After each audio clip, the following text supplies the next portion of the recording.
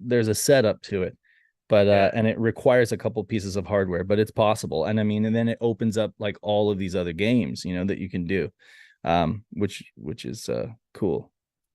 Yeah, for sure. And yeah, I've just been having a blast like with Saturn and Dreamcast and like even some TurboGrafx stuff. Just showing my friends all these games they never played back in the day and watching them love them, you know. Yeah, And definitely. because you know, uh, none of my and we'll get to this on the show, but like nobody had a Saturn when I grew up. Nobody, I was the nobody. only one that wanted one, Yeah. and I didn't. Well, I'll save it for the show. It's funny. We All right. all had one. We, as in all the folks who are in the community now, had one, but we all came out of the woodwork. All right.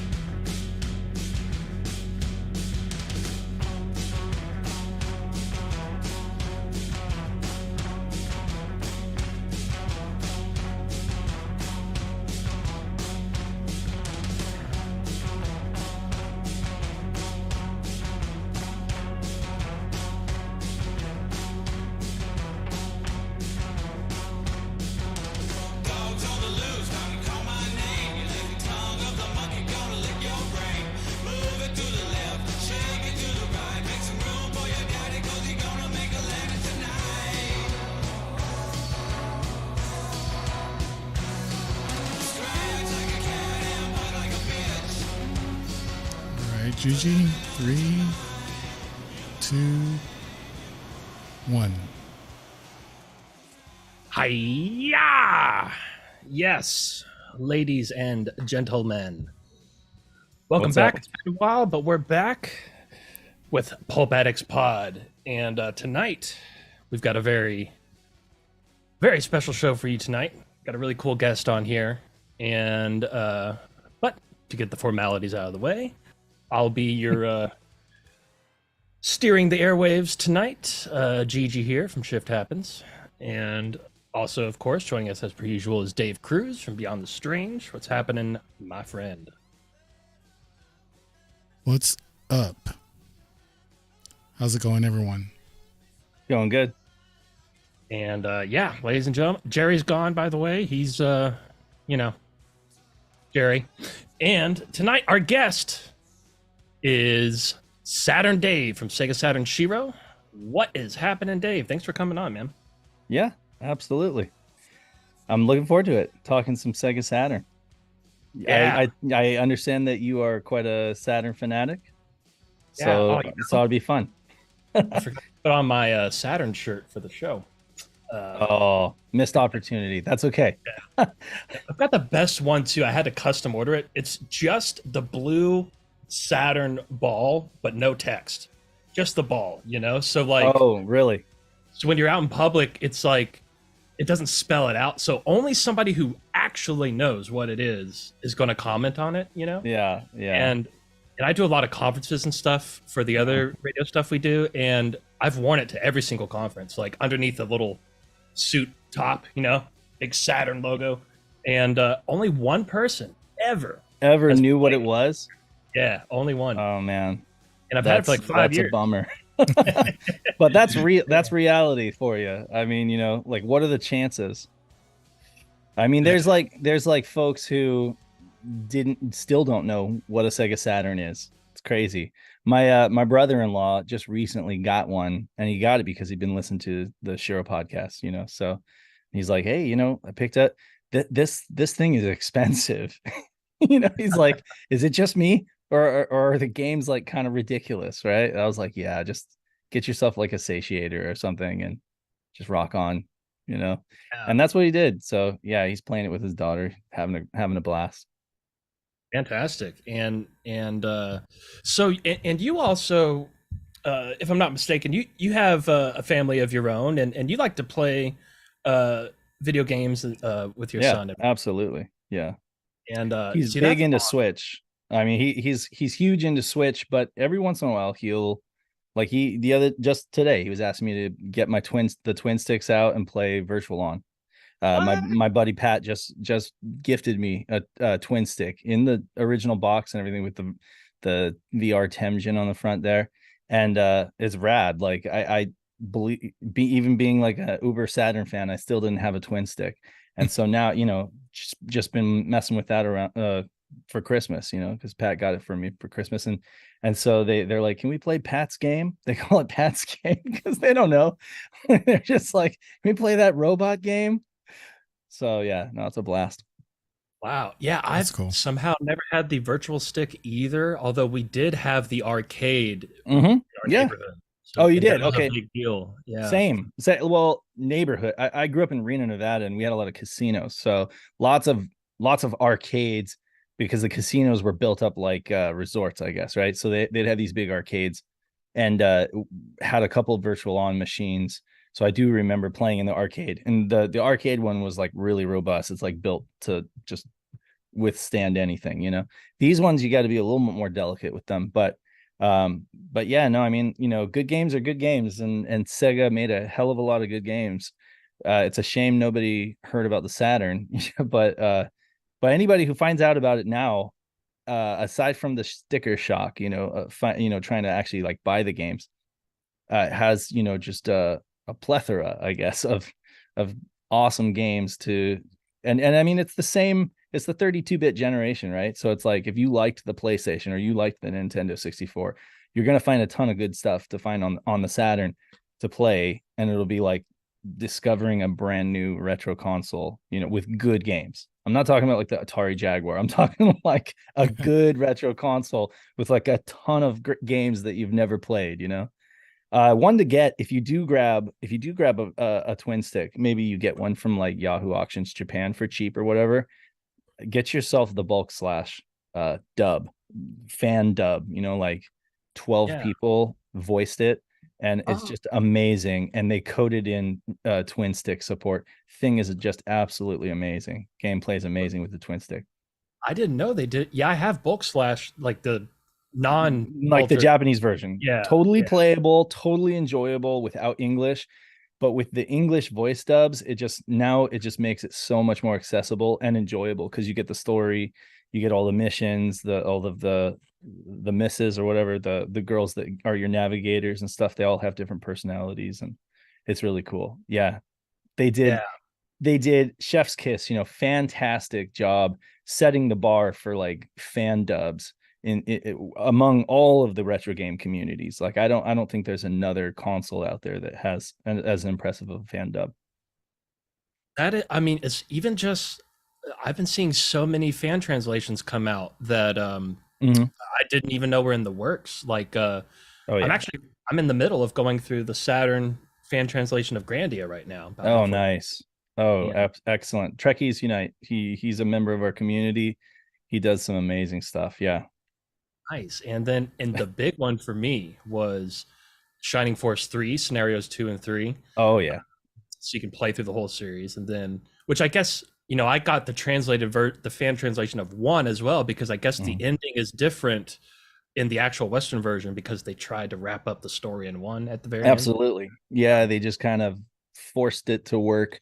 And if you played the original English version back in the day, so you really just don't get the big picture. I don't want to spoil anything, but I mean it's epic, and you just got So to play through all three. And it's so good too. Like I was just on another podcast saying like I love how Sega respected your time, because even for an RPG, you can just hop into that for like I don't know 30 minutes or an hour before work, play some missions, pause or save on the battlefield, go to work, and then come back. So it's not like you can get a lot of gameplay done without having to mess around with a lot of the stuff that you have to in like modern RPGs and modern action RPGs, which isn't to say I don't love modern gaming. I just love that about like Shining Force 3. It's just yeah. really accessible.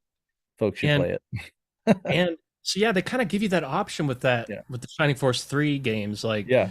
you can like me, for example, I talk to every single NPC. I read every single book on the shelf. Mhm. I like to Oh, get the nice. full understanding of what's happening, and Sure. I unlock every character, every hidden eye. I mean, I'm that kind of guy. You're that But guy. if you don't want to do that, you can Yeah. kind of just bounce right through it, and they give you that option. And Yeah, um, my son playing it the other day, and he speed reads all that. He's like, I'm like, are you reading what's going on? He's like, nah, but I don't really have to, because he just wants to fight the battles, and see the special moves, like bear my Arctic blast. Arctic blast. Yeah. Exactly. Sounds like they got somebody, they got like one of the cleaners in the building. Come on, do this voice for this game, Yeah. And That's how I it love was. that. Yeah, I love that. No, so many games that have that classic, lovable type of cheesy voice acting that Oh, yeah, absolutely. It's so bad it's good. and yeah, like Mhm. I did a like Deep Fear. Why did we Oh, not get Deep Fear, Dubois. by the way, in Why do we America? not? Well, we were going to. We were going to. It exists. Okay, so like you can go on some sites that involve CD and romance and stuff like that, or I don't know, Internet Archive. You can download the English, like the NTSCU version of the game that just was never released here. So yes, it existed. Yes, it was about to, get greenlit, and then the Saturn just was doing terrible. And so it would have been, they would have lost a bunch of money basically if they printed all those copies. Then they would have eaten it, because it wouldn't have sold. So that's crazy how sometimes that happens where you get a game that's completely baked and ready to go, and then it turns out that it would be cheaper to just sweep it under the rug than to actually like spend, I don't know, however much, 500,000, or I don't know how much it would cost for a print run, and know that it's just going to sit on shelves and you're going to end up having to buy it back, because that's what would Mm. happen a lot of times. They did have to buy it back from the retailers, or you know it would just the retailers wouldn't buy any new games from them because their sales were so poor. So a lot of times it was just a better choice to just pretend it didn't happen. Just And sad. that and that's such a shame for It so is. many games That's that Oh at yeah. awesome. the tail end of the life. And Yeah. we're going to get to some structured conversation in a Oh second. yeah, for sure, for But sure. quickly on that note, though, like Panzer Dragoon Saga, it got Mhm. like I think I like that game. 10,000 copies printed in Yeah, America, yeah. and it's like, Great why? game, but the demand is so high because of so few printed, right? Yeah. Yeah, The truth and is, all of those 98 games got low print runs for the most part. None of them even Burning Rangers. There aren't that many copies. It's just that Panzer Dragoon Saga is like this. It's got this god status because it's actually good.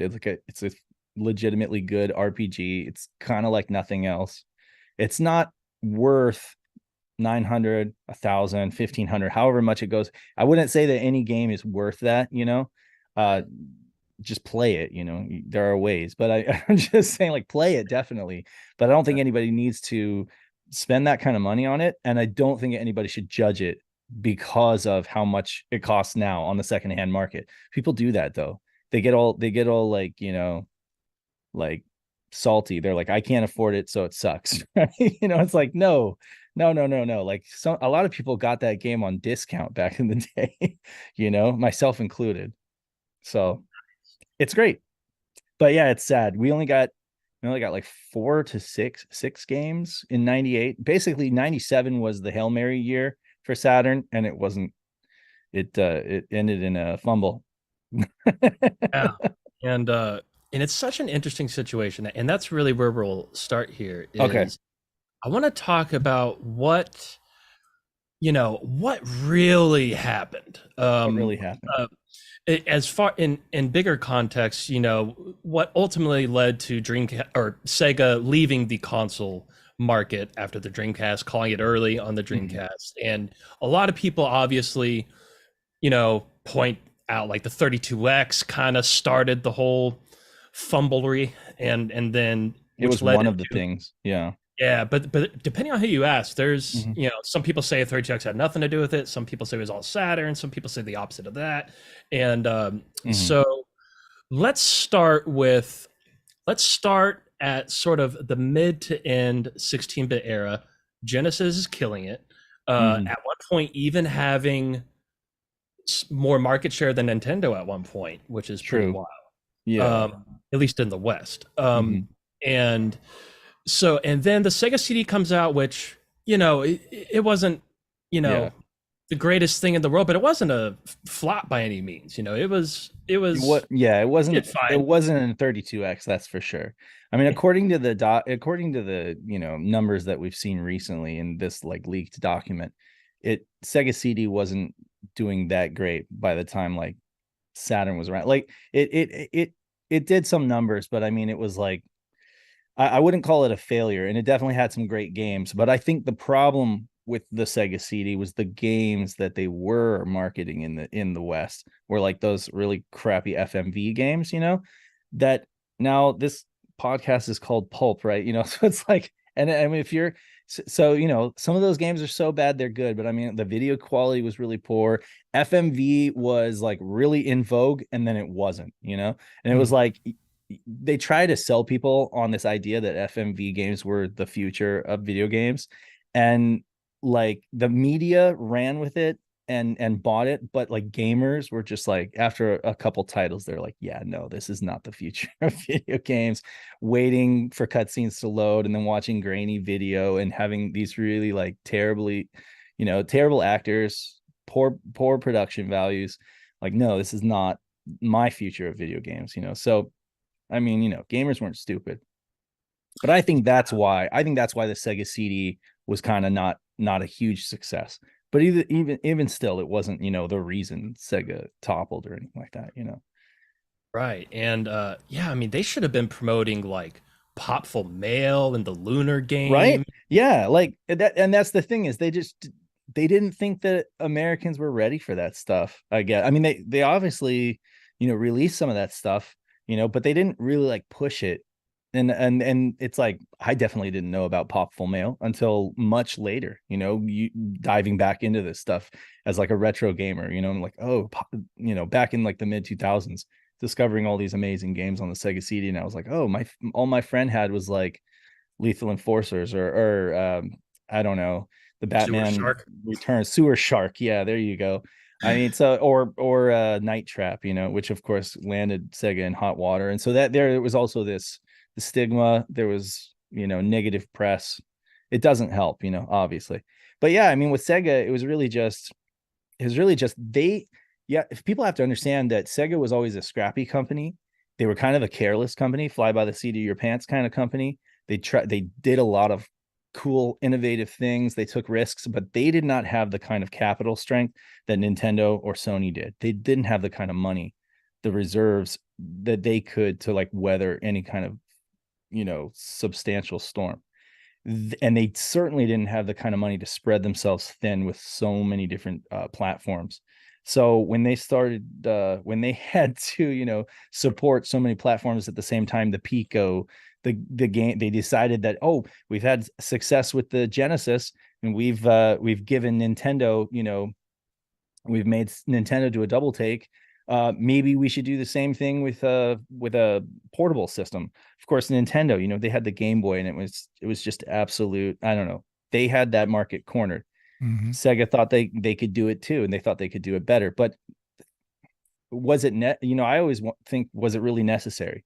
Like, was that part of it? Is just like thinking that they had to match Nintendo for everything, uh, you know, and do everything that Nintendo did could have been part of their demise too, because it just forced them to spread themselves really thin, and they didn't have that kind of money to spend on supporting so many consoles. Yeah, and but it is that taking creative risk Hmm. spirit, that sort of all or nothing creativity approach. That I think that's why a lot of us are so in love with Sega. Like that's Absolutely. Absolutely. I mean, it's what makes Sega, right? And they like Nintendo, love 'em or hate them. I mean, I love Nintendo for what they are. They're a very conservative company, though, right? And they always play it close to the chest with their IPs. They're very protective of their properties. They have a strong history of like saving their source code, and like always legally protecting their properties and stuff like that. Sega, Sega's always been different, and I mean, I really just love that about Sega. It's just they're such a different company, they really are completely different. And Hideki Sato was a brilliant hardware engineer. He made some great arcade units, arcade boards, great home consoles, made great hardware, and their marketing and the attitude and stuff like that. A lot of us just really fell in love with that 90s Sega, right? You said it. They won the market with the Genesis. Tom packed in Sonic, and then Sonic 2 was a huge hit. But man, they made way too many copies of Sonic 2, as we found out, because those ended up sitting in the warehouse. Wow. Yeah. You tell me if I'm saying too much. I don't Oh mean no, to cut you off. oh no, you're perfect. Yeah, I mean, so what we found out recently was that, and then this is something we did not know. This is something that's huge, was that so Nakayama gave Tom, said, Tom, you're great. Like, you've done Masters of the Universe, you've done Barbie, you've had success with Hot Wheels, you've done all this great stuff in the toy world, and we think that you could be the guy, and to really make the Genesis sell in America. And I mean, he really was. He did have retail connections.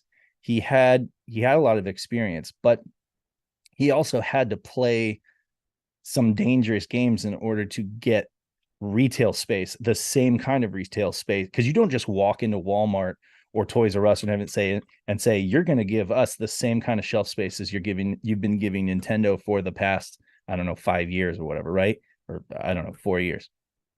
Like, they've developed a relationship with Nintendo, and Nintendo is just, basically got everything locked down, and they're just like running the show, right? And so Sega comes in, and Tom's like, in order to do that, we have to make some kind of a deal with them.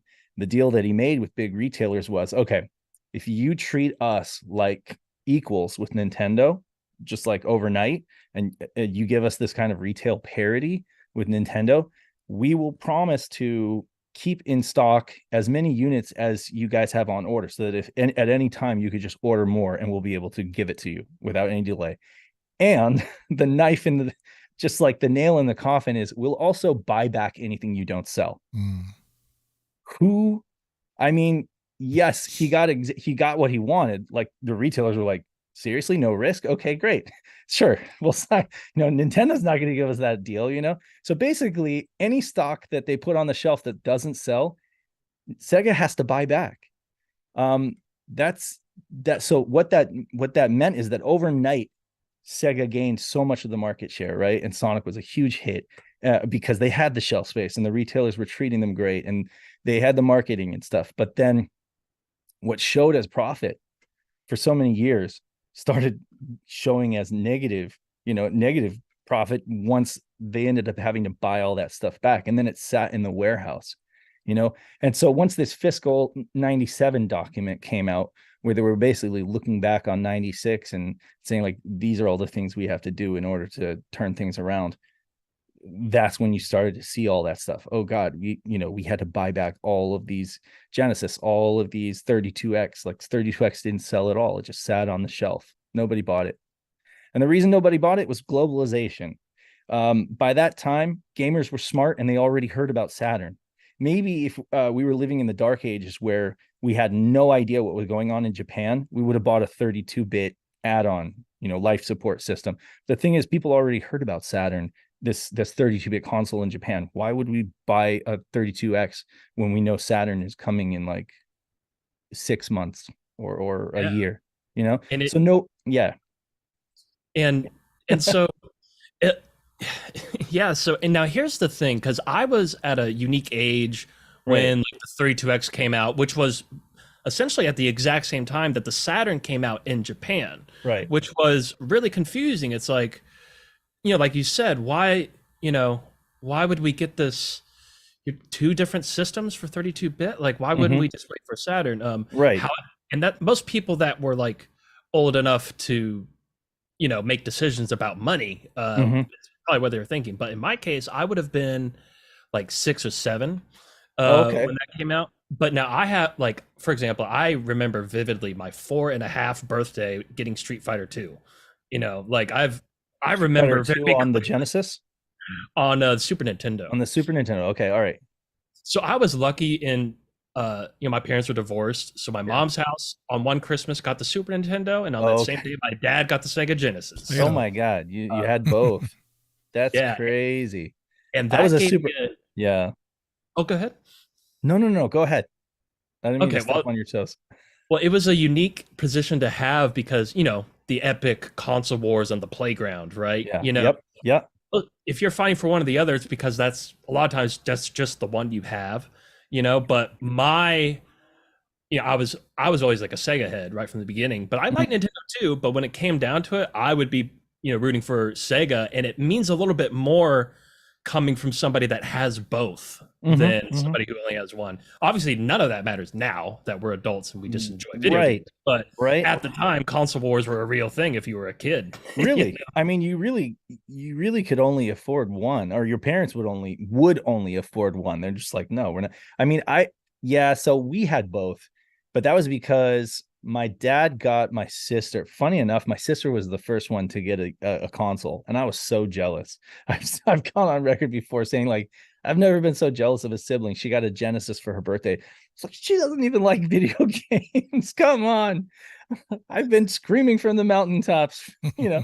But anyway, she got a Genesis. It didn't matter because we all played it, right? I think me and my little brother ended up playing it more than she did. She played like Disney's Aladdin. She liked Sonic, but like we really played that Genesis, played the hell out of that Genesis. And then I ended up getting a Super Nintendo Christmas of 92. So with like Link to the Past and Star Fox was my game. Like played Star Fox over and over and over again. So I was really big into Super Nintendo.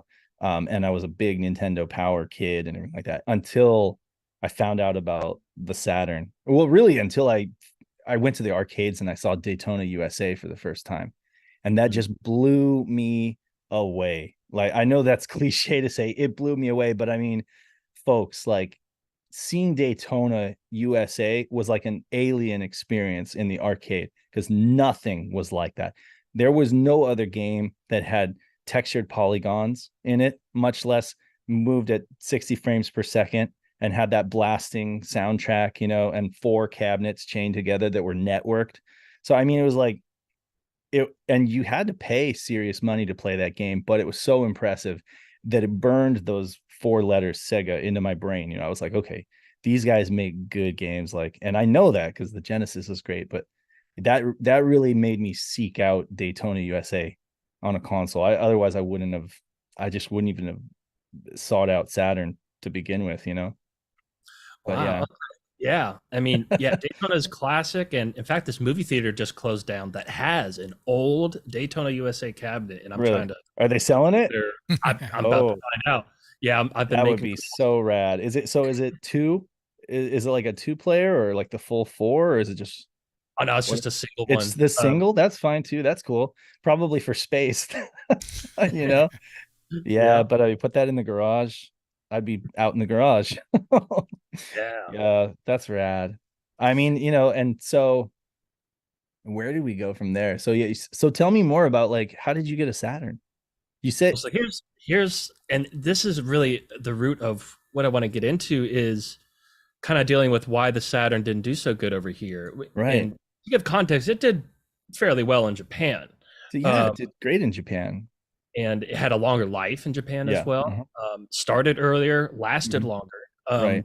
But so in my scenario, big Sega head as a kid, my best friend got a Sega CD, my other best friend got a 32X, and that's the other thing I was going to say. Like, as a 7-year-old kid who isn't worried about money, like the 32X was the coolest shit. Like when it came out, everybody wanted one, and so it's interesting to look back retroactively.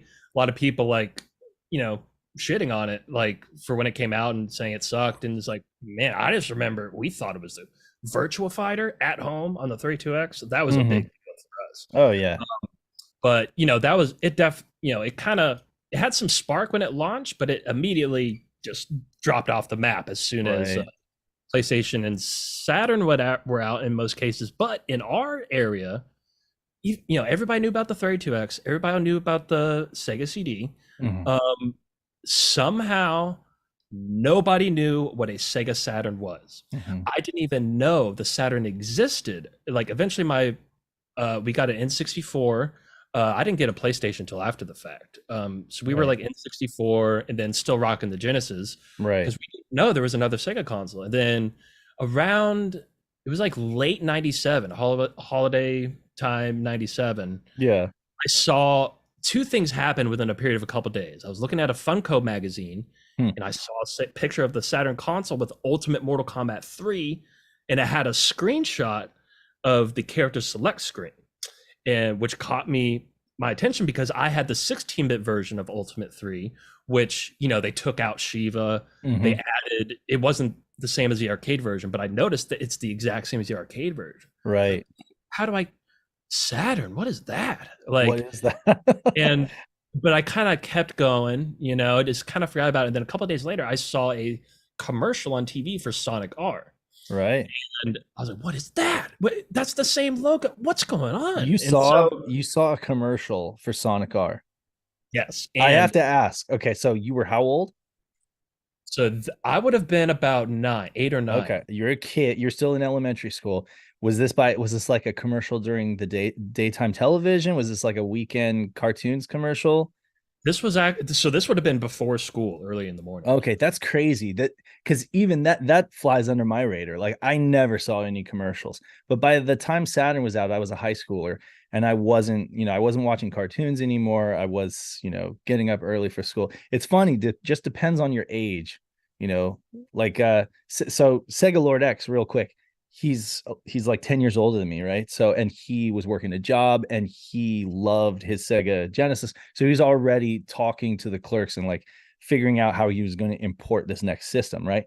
But if you were kids like us, young kid or even a teenager, like you really just didn't hear about it, and you didn't think about import. Like I didn't think about importing anything until like the Dreamcast. That yeah. So okay, so you saw this commercial of Sonic R. They do Yeah. exist. Wow, I'm gonna have to find that commercial because I don't remember ever seeing an American commercial for Sonic R. And that's a big point I'm going to get to in a minute, is Huh. why we didn't see commercials, because I have a couple of theories on that. Now, so I saw the commercial, saw the thing in Funkoland. I was like, okay, what is the Saturn thing? Like, how have I not heard about this? I'm the biggest Sega fan there is, and I was legitimately pissed off when I Mhm. found out that Sega, Yeah. Nintendo had 64, Sony had PlayStation, and Sega Right. had an offering as well, the Saturn, Sure. and I didn't know about it. I felt Yeah. like somebody What the hell? stole something from me or something, like Oh I my was really God. pissed off. Yeah. But I almost got one a couple of times, but then the Dreamcast was coming out. Like I started Uh-huh. hearing about it in '98, so I was like, okay, well, because getting a console was a big deal. That's a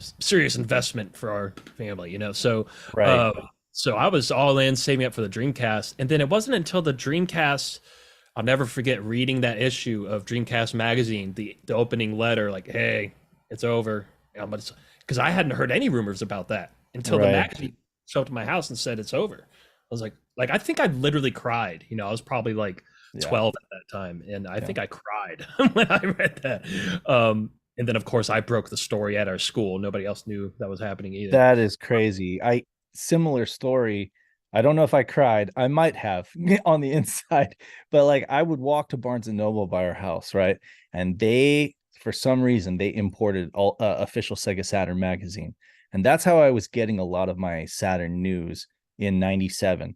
And then there was this issue. There was, I believe, it was the issue with Dural on the front, and it was like Dreamcast. What's this? And so it was like talking about the new system. I was excited, but then it was also like giving less and less, each month it would have less and less Saturn coverage and more like hype for the Dreamcast, which was going to be coming out in Japan. And then ultimately it was just like, yeah, they're pulling the plug on the Saturn, and this is it. If you and even Rich Ledbetter, who now does like Digital Foundry, he headed that magazine, and he would say, like, if you want to experience Saturn, all that it has to offer, you need to import. Basically, you need to get yourself like one of those ST keys or whatever, and just or get yourself a Switch or something like that, and a region Switch, and just import games. which is funny when you have like an official magazine telling you to install a mod on your system so that you can play, out of region games and stuff. But yeah, it was frustrating. And I remember feeling really sad, excited for Dreamcast, but sad about Saturn because I'd only just got into it at the tail end of 96 with Knights. Yeah. Okay. Yeah. To this day, out of any game that exists that I have, like if I have 15 or 20 minutes to kill, and I'm waiting for something and I want to play a game, Knights is my go-to game. Is that right? Yeah. It's a good one. To this day, it's probably my most common played game, just for that aspect right there. But so anyway, just to finish up that tail end. So Okay.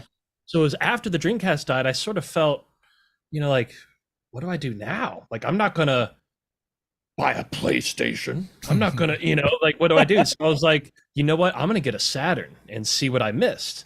And so that's when I got the Saturn. Was around 2002, 2003 maybe. And so I retroactively went into it. But so I'm thinking. So I've realized a few things looking back as to how it is possible that me and all of my Sega friends didn't know that the Saturn even existed, because the Dreamcast was huge in my neighborhood. It was, yeah. Everybody had one. Everybody was bringing their chow on their VMU to school, and we were getting our VMUs taken up every day. Like it was like Pokemon was a big deal, but so was Sonic Adventure, the chow. Like Dreamcast was a game changer because it was like one of the first ones that had a modem, and it was really, really good, especially when you're playing Madden football. Oh yeah, in real time. Well, the Saturn had a modem. I'm just kidding. Okay. No, yeah, the Saturn did have a modem, but you're right. I mean, what does it matter if nobody had one, right? Yeah. The Dreamcast was the first one that came with a modem. It certainly was. Yeah, it was the first one that came with a modem out of the box and was designed for communication. Like it was literally, that was the whole point. You were going to play online with your friends, and it was going to be. It was amazing. So I do agree. I'm sorry to be contrarian. The Saturn has a modem, and it has a modem. And we are reviving the online, direct, NetLink community. But yeah, the Dreamcast was it was amazing from the word go. And honestly, they made damn sure that they hit the ground running with that thing and made sure that people knew about it. But I'm curious, what were you going to say about why you think that your friends didn't know? So first thing is, me and my close friends, there was one store in the mall. It was KB Toys, who infamously refused to carry Saturn stuff after the surprise launch, which I'm sure everybody listening here knows about what we're talking about. Launch. Like an urban legend now, right? Or it's it's well-known fact that they got burned, right? Because Sega had like choice retailers that they shipped their very limited early rush, early launch E3 95, and KB Toys was not one of them, even though they had a long-standing relationship with KB in terms of like the Genesis and stuff. So KB was just like, well, forget you, we're just not going to sell your stuff anymore. Yeah, that's crazy. And so that was definitely a factor, because that's, even if we weren't going to, if our parents took us to the mall, we would just hang out in that game store all, the whole time while our parents did the shopping. That was where we got our games. And since they didn't have it there, and that's where my parents would, even if they were buying me a Christmas present, a video game, that's the store they went to go get it. So they didn't know it existed. Okay. We didn't know it existed. And we didn't really have we didn't get the magazines. And we did have, my dad was like the first person to get the internet in our neighborhood. Okay. And that was, looking up the moves and cheats for Mortal Kombat, having them printed out. Like, that's we were the most popular house in the neighborhood. That's rad. But so that's definitely a factor. KB Toys didn't carry it, so we never saw it. And then also, so getting back to the commercials, because you can look up on YouTube, there's a bunch of American commercials that were made. Sure. And supposedly, on TV. However, now, because I'd watch TV every morning. I'd get up an hour early before school and watch, cartoons or whatever. Okay. Yeah. That was my gig. And then also, after school, Dragon Ball Z and stuff, I would see PlayStation and the N64 commercials all the time. But I never saw a Saturn commercial until that one in like late 97, after it was pretty much already over. Yeah.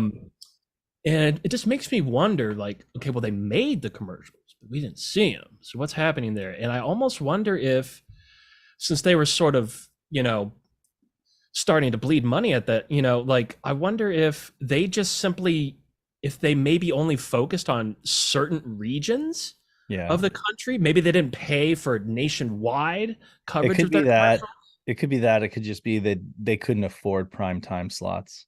But like it was enough to produce the commercials as it was, But then when it comes to actually paying for the ad space, like so people need to understand the famous ad that you were showing me at the beginning, right? With the dude with the bald head, and the lady with the Saturn rings on, so they paid a ridiculous amount of money for that campaign. They paid like 30 million, I believe it was. They had a 50 million. So they had a $50 million budget to advertise for the Saturn. They spent 30 million of it on TV, and they spent 20 million of it on print.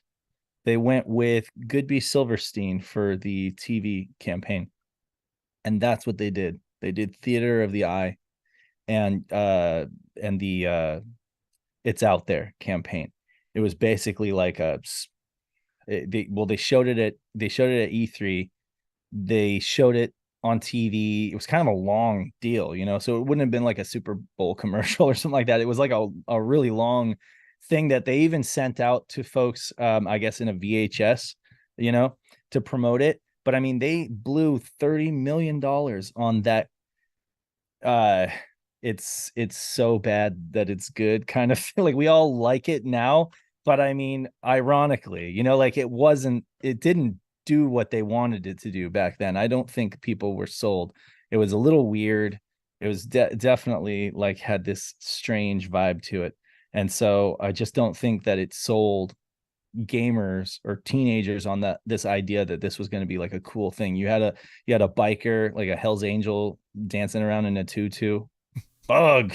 You know what I mean? Like, yeah. So like that's what they spent 30 million on that. Now when you think about that, but their ad budget, and they're not Nintendo, they're no Sony, they don't have cash for days, they have to be really frugal with what they have. I always say, like, how much more could they have done if they just put Saturns in malls, like on kiosks, and let kids play them? Like you could, if you have $30 million, you can afford several Saturn consoles and kiosks, and just let kids play it. Get it out, get the actual hardware out there so people can play the games and see what the hype is about, instead of trying to just tell them, through this weird $30 million ad. So yeah, I mean, by the time it rolled around to some of those ads that they did do, they ended up going with I forget who the ad agency was. It McCann Erickson maybe, or anyway, I forget, but the Mednick Group is what it was. They went with the Mednick Group for print ads, but then they ended up having them produce some TV commercials as well, like the La Zona Blanca one, and a couple other ones with Panzer Dragoon. But I imagine by that time, just the cost of production was significant, and then they couldn't afford the ad space, like you said, or they couldn't afford to be in every market. So they were like, "Oh, we're doing well here. Let's just push it here," or something, Yeah.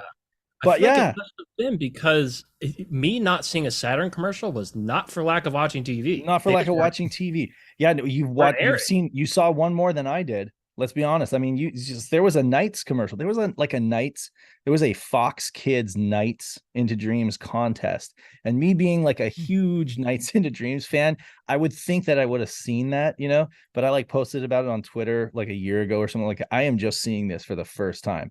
I guess I wasn't watching Fox Kids when I was, a sophomore in high school or whatever, you know what I mean? But yeah, I mean, it's crazy. I never saw a single Saturn commercial back in the day.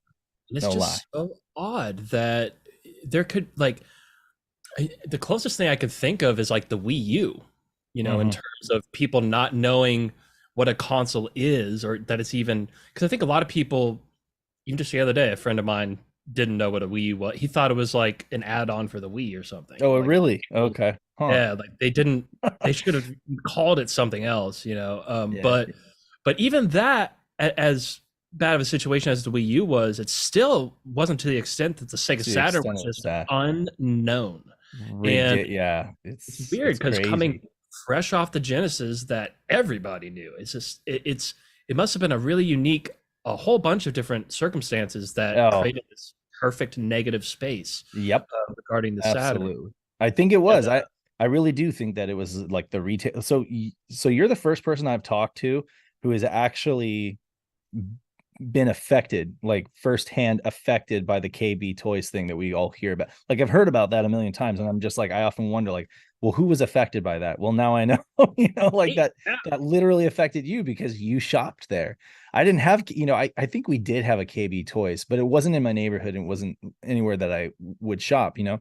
They had Saturn stuff, it turns out, like I would subsequently find out at like Toys R Us. They had it at Walmart technically, but it wasn't like I ever, like the only thing I ever remember seeing at Walmart Saturn wise was one of those Netlink bundles. The Netlink bundle with the keyboard and everything. It was like big. And again, it was like I saw that once I was aware of Saturn, then all of a sudden I would be looking for it. You know what I mean? So it's like when you're looking for it, yeah, you're gonna see it in little places. But even then, it was like sad how little it was. But because by that time, retailers were really relegating it to like the worst display areas. Electronics boutique in the mall was my go-to game place, and I would spend so much time there. After school, we'd go walk to the mall with my dad. We'd go to the mall. We'd go to electronics boutique, and they just pushed all the Saturn stuff all the way to the back of the store, down on some tiny little shelf, and it just dwindled in '97. And they weren't like restocking anything new. And it's crazy, like it's there's another thing. You're going to hear this. You're going to hear this a lot from a lot of folks who have anecdotes about Saturn, is that they were dissuaded from buying one, or like that clerks like went out of their way to try to sell them a PlayStation instead. Like, no, you don't want that. You want this. It was real. It happened to us, and we bought a PlayStation. Like we literally did. Like we went in '95, I think November of '95, and I saw the PlayStation for the first time. And I asked the guy, I was like, what I really want is to play Daytona in my living room. Is there a way to do that? And he said, yes, there is. It's on this other console, but I swear you don't want it. It's trash. You should check this out. Check out Jet Moto and tell me what you think. And check out Ridge Racer. And I was just a kid, so I was like, it was impressive. It's the first 32-bit console I really got to like play with my own hands. And my dad was sold, and we went home and we boxed up my Super Nintendo and we brought it back with all my games and traded it in for a PlayStation and like one game. So I subsequently had to buy back. I had to get back a Super Nintendo with all my games, but that is to say, yeah, it happened, and it happened to me, like, so we got a PlayStation in our household, but my dad mostly played the PlayStation. When I figured out that Saturn was a thing, and because I eventually did put two and two together, and I was like, oh, okay, the console that has Daytona is Saturn, and it also has Knights, and it has all this other cool stuff. Yeah, I just had to have one. Yeah. And another thing that I think a lot of people, that kind of didn't help, a subtle thing that didn't help people be aware of what the Saturn was, is just the simple fact that Sega Saturn and Sega CD both start with a s. And so I can't tell you how many times I've, like I was saying, like through Parsec or whatever, it's been like, we got to check out, you got to play X-Men versus Street Fighter on Saturn. Like that pesky PlayStation version didn't even have tag team. You got to play the real deal. And they're like, wait, this is on Sega CD? Even though I just said Saturn. And I was like, no, Sega Saturn. Like, and I think I think you'd be surprised at how many people actually, just that little sound difference, or similarity rather. Interesting. I never thought about that, but I guess that's true. It could be. You also had the folks who knew about Sega Saturn and still didn't choose it for one reason or another. I would probably cite early games being kind of rough. They didn't have Saturn had a troubled development history. It had a troubled launch history, as we know, and at least in the West. And as a result, those developers early on, they didn't have like a proper graphics library to work with. Like, and eventually they'd have the Sega graphics library, which would roll out in like late '95, early '96 ish. Then you'd start to see a bunch of games utilize that. But early on, you had games like Daytona USA, which play perfectly great. It plays awesome, but it does look a little rough around the edges. Lots of draw in, really pixelated. You have games like Virtua Fighter, which was huge in Japan. I'm talking about the pack in. So if anybody bought a Saturn, they got Virtua Fighter packed in the West, and you had like these blocky polygons with like dropout. Basically, some of the facets would kind of like flicker and drop in and out. And so that didn't look great. That, folks who were doing like side by side comparison, they're like, well, that PlayStation doesn't do that. Yeah. And then if you had multi-platform games where they were programmed for PlayStation and then had to be ported over to Saturn, it would always be a compromised port because the two hardwares were very different. They were very unique in how they did stuff, both great in their own ways, but it's like if you designed a game for PlayStation, compromises would have to be made in order to have it work on Saturn. And so folks would see Wipeout on Saturn, they'd be like, that it doesn't look as good as the PlayStation version. Well, of course, it was native to PlayStation. Same with Grandia. You're playing Grandia now, right? Yep. It sings on Saturn. You have VDP2. You have a bunch of other graphic stuff that's going on because it was designed for Saturn. They had to cut corners with the PlayStation. Game. It was a Saturn game. So people, you could still have a good experience on the PlayStation, but there are a lot of corners cut with it. It's definitive on Saturn. I would argue.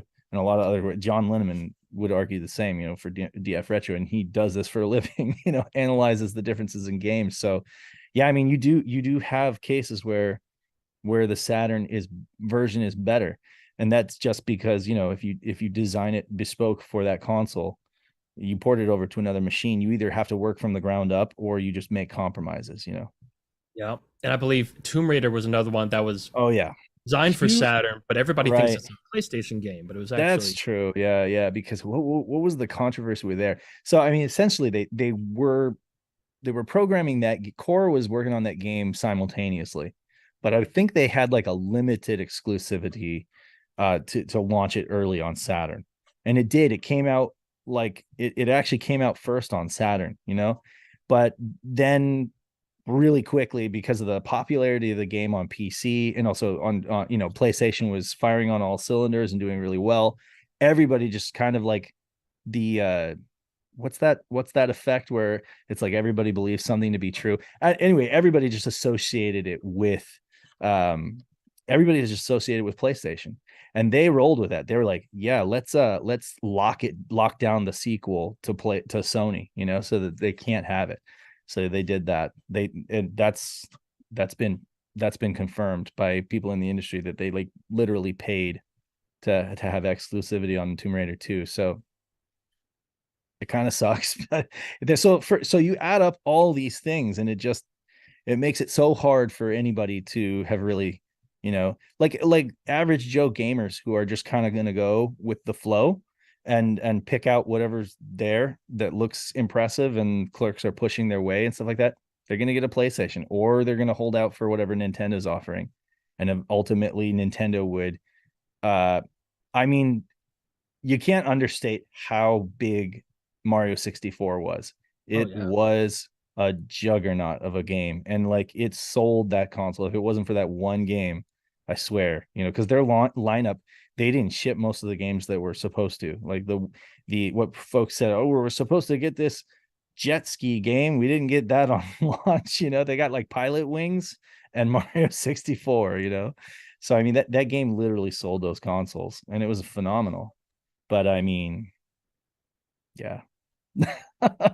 I'm not prejudiced of these other consoles. I have all of them, and I love them all for what they do, because they're all unique. But I don't feel like modern consoles have that kind of personality that those old consoles, even the Dreamcast, has so much personality, versus like your modern consoles are pretty much like pick a color, Yeah, I really feel like the Dreamcast, PS2, Xbox, GameCube era, that generation was basically the last generation of sort of a games made by gamers for gamers, like before they started doing all of your Call of Duties and like they started appealing to more casual gamers and going the market. But like, especially with Sega and Nintendo, they really up until the Wii, that is. But Yeah. they were both. It was for real hardcore gamers, like a Hmm. lot of their stuff, Yeah. uh, and Nintendo takes some. They took some creative risks in a different flavor, but kind of like Sega Yeah. did. But they were, Sony and Microsoft just didn't do that, and it's just sort of it Yeah. almost just feels watered down these days, and there's a lot more hand holding in games. Yeah. I mean, most of there's some good stuff on PS2, but I'll be honest, it's mostly from third parties. You'd have some stuff that took risks. You have some stuff that's more indie. Like games like Ico or Shadow of the Colossus were really fun on PS2. I loved Final Fantasy 12 and stuff like that. But yeah, they're all from third parties. And you're right, like games became more corporate. Budgets got bigger, teams got bigger. It was like a Hollywood movie production. I believe at that time the game industry surpassed the film industry in terms of dollars made. And so risk was not really something they wanted to do. You don't make money on risk. So yeah, they've games now, again, old man yelling at the sky, games now have become very homogenized. You got a lot of these like triple A hits that are just like safe, and it's going to continue to give you, it's like Marvel movies, you know what I mean? Like it's going to put butts in seats, but it's going to be style over substance. There's not much there. Whereas like you go back to the Dreamcast era, you get stuff like Space Channel 5, right? Not I'm not saying it's the best game in the world, but I mean, like when that came out, it was like out of left field. Like, what is this? This is crazy. Seaman, See, Seaman, Space Channel 5, Fantasy Star Online. These games are like, they're all like so different and have so much personality, and they take risks. Maybe they succeed, maybe they fail. But I mean, like, there was a company just willing to try anything because they hadn't figured out the formula for printing money yet. The game industry hadn't figured out the formula for printing money yet. So it was like, let's try everything and see what succeeds. And once they got to like the Call of Duty era, it was like, wow, this is, or any kind of games that are, you know, I don't know, with mobile games, it's a whole other story, but it's like the pay to play kind of thing. But I mean, it's like once they figured out how to basically print money and do it, consistently without much risk, you just like set it and forget it. And now you can't even buy physical games at Target. You mostly oh you man, just see like a row of these little credit cards with the picture of the game on it. That'll be $60, please, for this little credit card. And yeah, and then you download it, and then they shut their servers down and say, kindly go screw yourself. yeah, So it's like, yeah. You so really you don't own it. You're you just don't you have a license to play it license to play. Yeah, as it's long like as red. they It's decide it's like a a yeah, it's like Redbox, but like for a lot longer. You're just renting the content, you know?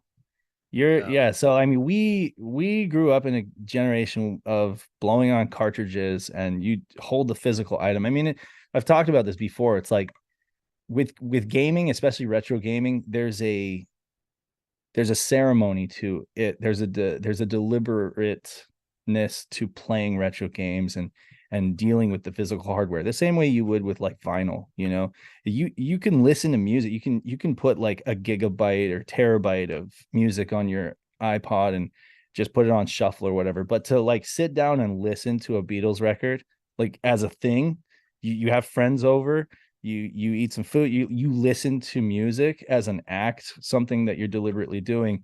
I feel like it's the same way playing like a Genesis game, or I don't know, Dreamcast for that matter. You got to get your friends around with four controllers, and like play some games. It's yeah. a different experience than what gaming has kind of become. I don't want my kids to like lose out on that, so that's why I've been trying to like share that with them. Yeah, and I love because I've heard you talk about how like your son is he loves Sonic. He's got the Yeah. Sonic pajamas, right? Oh, He he even totally does. listens to the Yeah. soundtrack for the He games, does. Yeah, he and does. It's but crazy. that's such a cool experience to share that video game memories with Hmm. your kids, and it's funny because a friend of mine, like him and his wife are like, oh, we're not gonna let we're not going to let him play video games as long as we can. It's like, like I can understand that for something like watching cable TV. Yeah. Like, yeah, I wouldn't push TV on him, but video games, it's depending on the types of game you're playing. Some games are actually, they're good for the brain, get your cylinders going, and they can be a fun adventure together when you play with somebody. It can also be used, and it depends on your kid. Like, I'm not going to tell any other parent how to parent their kids, but like my kid, he's borderline ADHD, right? He needs an incentive, and I can use games as an incentive. Like, I love the fact that the Switch has good parental controls. You can kind of like dole out an hour on your phone, it's like, so he gets his homework done, he gets to play some Switch, that's good. I think kids should have that. And it's like a little dopamine hit, for like, sweets and Switch, that's like, but I mean, we're all human. Like, I get how it works. And there are a lot worse things he could be growing up on than video games, right? Yeah. He loves music, like really does love music, and he's considering. I mean, I don't think he thinks too much about his future, but he's already told me, like, he's like, I want to make video game music when I grow up. I'm like, that's a totally admirable profession. Like, I think it would be badass if you grew up and made video game music. I'd be jealous because like I never did anything like that, like I would have loved to, but it just didn't happen, so yeah, I think it's great. I think kids should, it's like if you let them watch movies but you won't let them play video games, like how it's two different forms of media, right? But they're basically media, they're basically art, like that. I at least I know that sounds cliche, but I feel like video games are art. Yeah, I mean, they really are. Yeah. And now real quick, I guess we got to wrap up pretty soon. Okay, yeah. But I would love to do a part 2, really, because there's so much I wanted to get to with you. But and I talk a lot. Well, so do I. We're two peas in the pod. It's been great, really. Yeah. I'd be down. And that would be awesome. Yeah, I'd really love to do a part 2. But last couple things we got to get in here is so real quick, back on the Saturn, sort of why it missed. Now, one common thing, talking about the third-party games and stuff, I think, because the Saturn had a very complex architecture to it, and with the multiple, VDP 1 and 2 and multiple processors, like third-party developers that didn't, they would take shortcuts, instead of figuring out how to do the transparencies, they would just do the mesh deal, and then magazines would rag on them like, oh, it can't do transparencies. Like, it can, it's just they're not. But when you put it in the hands of like a first party Sega developer, they made some beautiful stuff. Like Virtua Fighter 2 looked amazing, nice.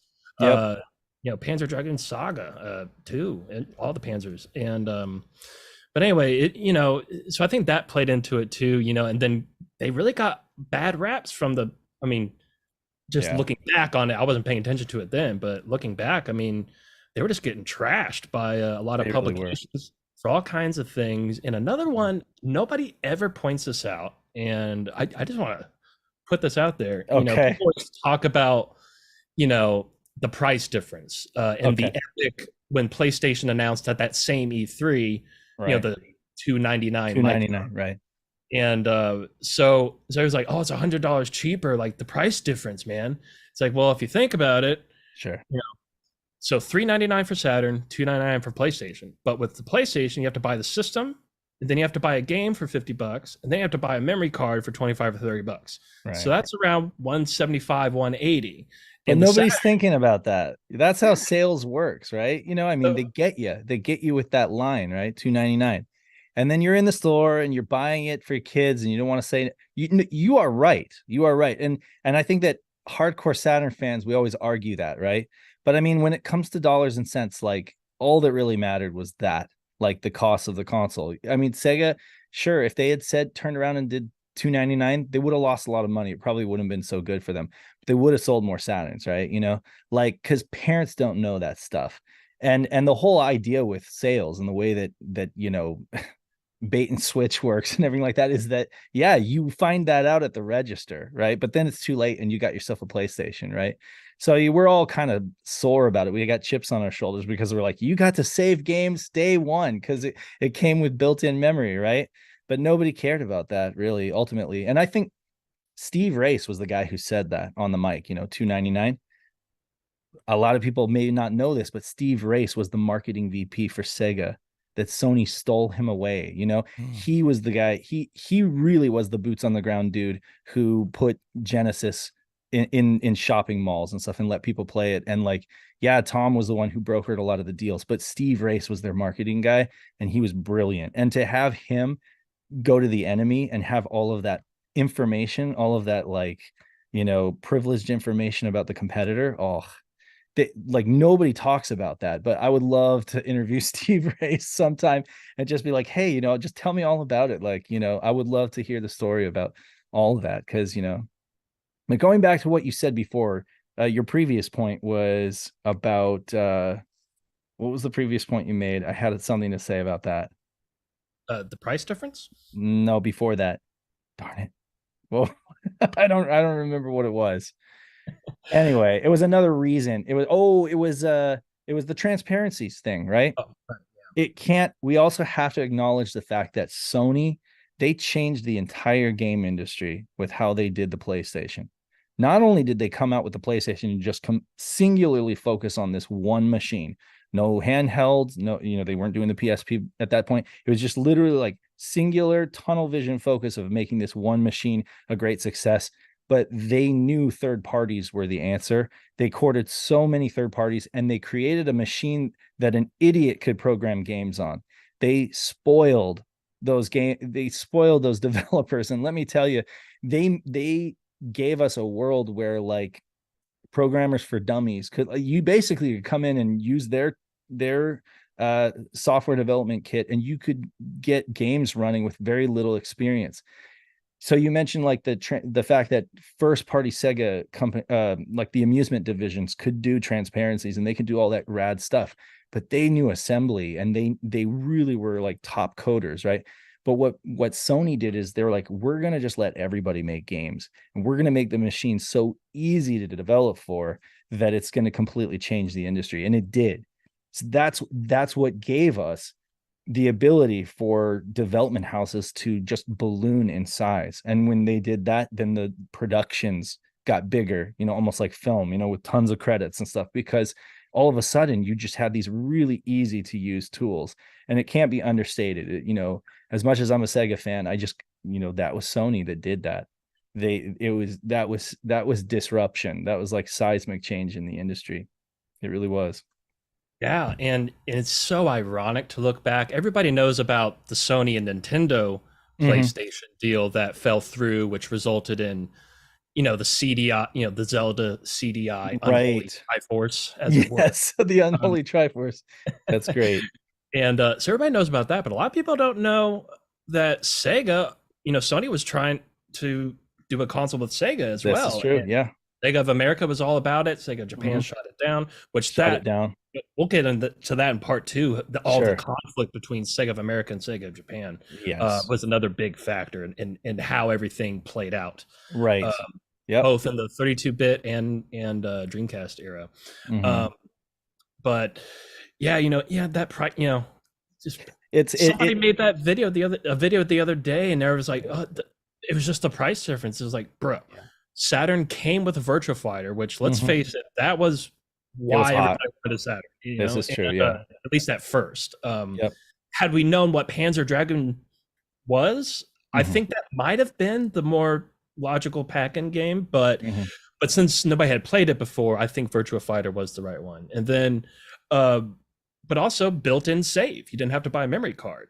And so when you put all that together, it's only about a $20 price difference. And when you think in terms of, it's pretty common for the established brand to be a little 10 or 20 bucks more. So, so I'm guessing Sega thought that was still a pretty reasonable deal, but most people sort of face value $299.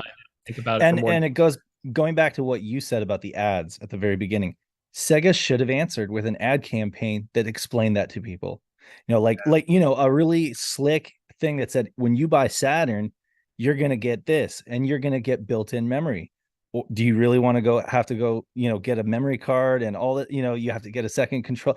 So like if they had answered, but then again, they blew all their money on the theater of the eye. So like it's really ironic, like they probably didn't have any kind of budget to speak of to be able to like answer to Sony because they had already made that campaign. But like they needed to do like what you said and educate people like on that difference, that if you buy a Saturn, you're still saving money, So yeah, it's coulda, shoulda, woulda, right? Yeah. And it's fun to look back in hindsight, think like what could have been. But yeah.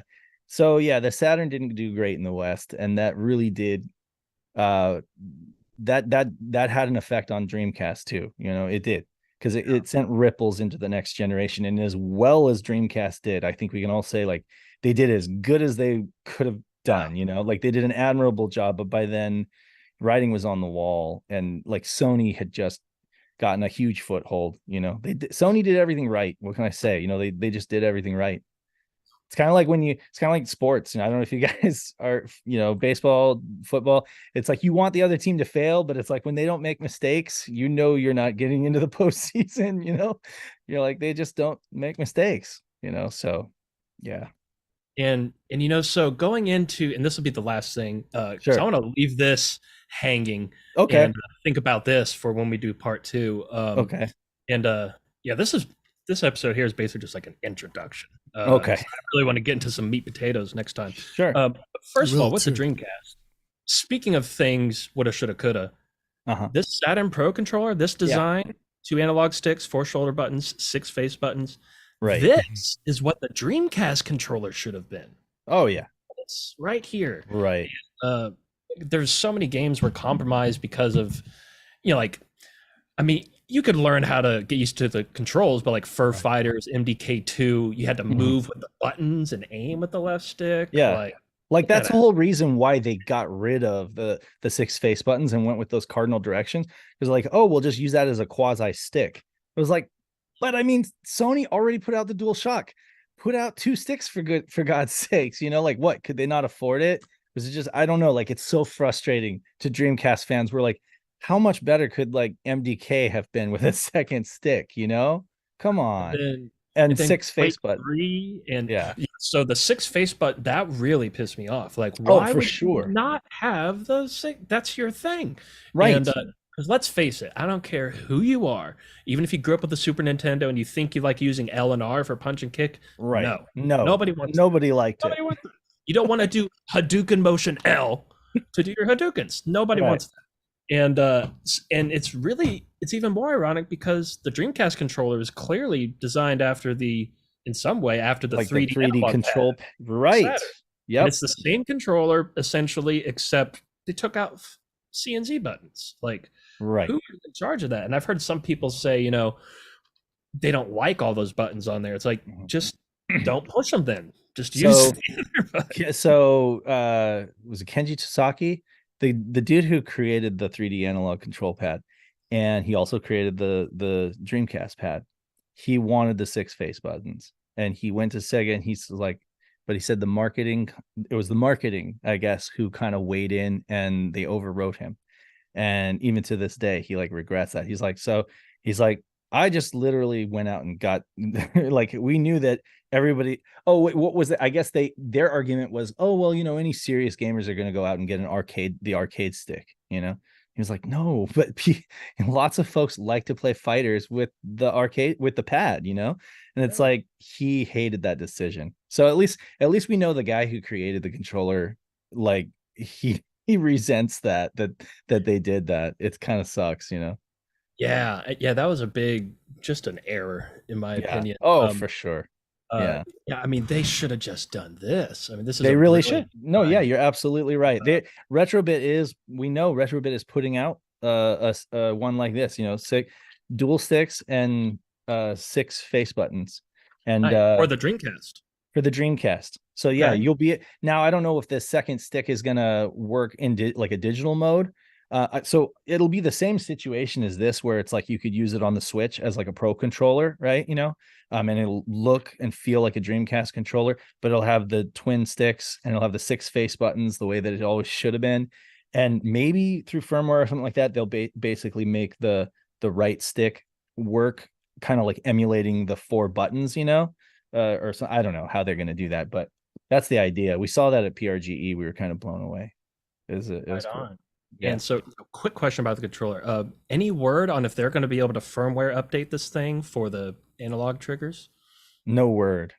No word. No official word. Like, yeah, I haven't heard it. I'm sure they're scrambling because lots of folks have noticed by now that essentially these are just fully digital on this. This is the Retrobit Sega Saturn Wireless Analog Pro, I think it's a mouthful, but essentially these shoulder triggers are all digital.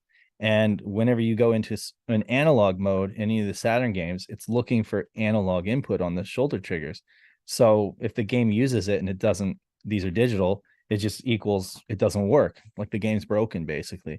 And so for many folks like me who bought this as a replacement, or at least like a daily driver to stand in for, because my Saturn analog 3D pad, it's kind of worse for, like, it's been beat up. I want to kind of save it, and so I wanted to use this. I can't. I just can't. It doesn't work for Knights. It doesn't work for a lot of stuff. Sega Lord X just dropped a video about it too, so it's kind of sad. I really was hoping the best for that, and I hope they are able to address it, but I haven't heard anything official. So do we even know if it's like, even possible if they want to address it, like is it even firmware update? Yeah, like some folks in our community believe that it's possible to do some kind of workaround, basically. But again, like I haven't been able to talk with them, and I'm sure they wouldn't answer if I shot them in, because they're probably too busy trying to fix it right now. They're like, oh shit, like we really have to scramble, So I've held back my review, my like full review, because I'm well aware of that, and I know they are too. They did kind of like respond to my tweet about the air brakes being completely borked in Knights and not having you can't do the stunt ribbons. You can't do acrobatics in Knights. Well, like that's the point of the game, right? So they acknowledged that they were aware of it and that they were working on it. That's all I know. Okay. Yeah. And I just wonder how that slipped through the cracks during that maybe cycle. So I think I know how, and I think it's a combination of like they didn't have experienced play testers, I think, because like when you go on the ground, how you like fall out of the sky in Knights and you end up on the ground as one of the kids, if you're doing poorly at the game, then it goes into digital mode. And those things work. They turn the camera, right? So one who doesn't know the game well enough might just conclude, oh, it works, But like, so it's possible that they just didn't have like very experienced play testers who knew all the games, and knew the situations to test them in, That's what I'm thinking. And I mean, I hate to, I know that kind of like, makes them look like, I know they have egg on their face, but honestly, like, what can I say? Like, I feel like they really should have gotten some like hardcore Saturn fans to help them beta test this thing, and then they would have known, and they would have been like, okay, it's not ready to release, But we told them at PRGE, I was like, Knights doesn't work right now. Like I'm a decent Knights player. Like I score pretty high, and I pride myself in that as well. Yes. Yeah, and so like when I can't play, like I was like, I can't play this. Like I suck right now, because I can't do any of the stuff I'm supposed to be able to do. They're like, oh yeah, well it's it's a demo unit. Maybe it's just seen a lot of wear. Seriously? Like it's brand new. It's a brand new thing though, right? Like it doesn't matter if like 100 people have played with it like over the last couple weeks or what. Like it still should work, right? So that they kind of wrote it off as like it's a demo unit and maybe the shoulder buttons don't work. But I was like, okay, well, I'm crossing my fingers when you send me the review unit, right? So yeah, I don't know what to say.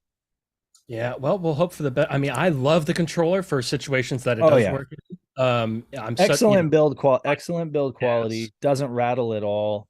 Got a great. They finally figured out the D-pad. The plastics feel more quality. They do have the Hall sensors, so less wear and tear there. I don't know if that does anything for accuracy, but it definitely does over the long term. For wear and tear. And all the buttons feel great. Like I think as a digital pad, it's gonna be great. It's got USB-C. So Absolutely, well, for sure. And the only thing I was like, oh, it doesn't have Bluetooth, because I like to use it with my Android, but I mostly have my Android on my Samsung deck dock anyway, so I can just plug it in USB receiver. Yeah. And it works great with that. Now, the last thing I wanted to get into, we don't really have time for it, but it does have to do with Peter Moore and some very suspicious circumstances that I've been wanting to get somebody's take on, who really knows what they're talking about, like yourself. Okay. And see what I mean. I may or may not know what you're talking about with Peter Moore. Well, Peter Moore, the Sega of America guy after Bernie Stoller. Sure. Yeah. Well, just real quick, he came out of nowhere, no video game industry experience. I think he worked for like Adidas or something, or like Fila before. Yeah. He comes in, takes over Sega of America. He was the main proponent for leaving the hardware business. He was a big proponent of, hey, we need to stick to software. This hardware isn't working. And then, so he's pushing for that. Mm-hmm. And Windows is involved with the Dreamcast manufacturing. And along those few years, they had access to all of Sega's R&D, hardware manufacturing tools. They basically learned how to make a console 101 with Sega. Sure. From their Windows CE contribution. Right. So Peter Moore gets his way.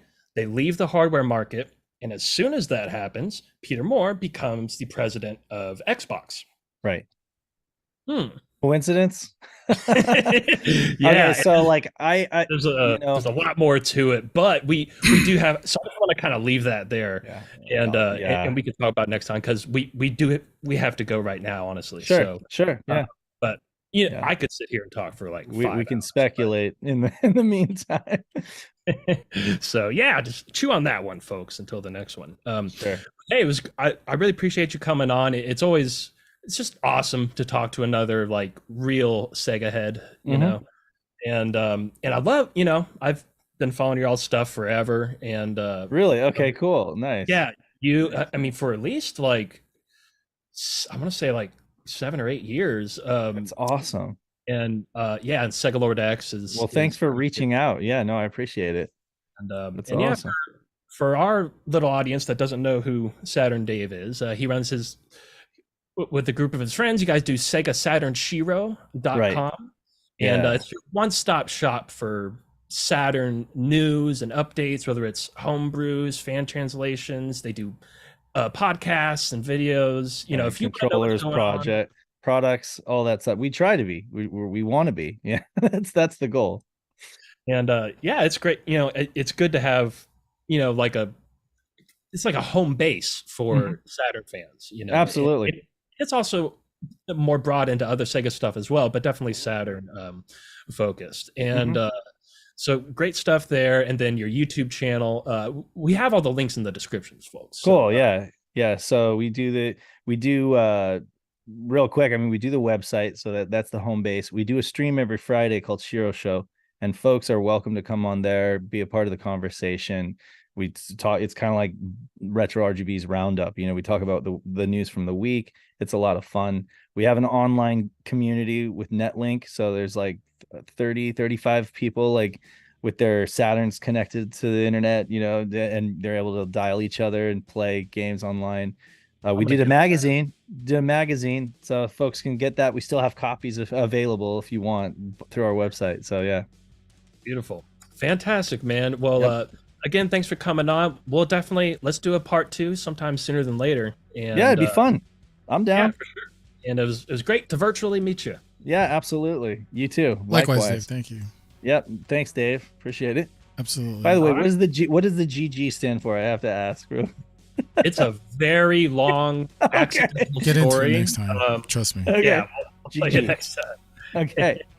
Yeah. All right. I'll just say good game. There you go. All right. See ya. Cheers.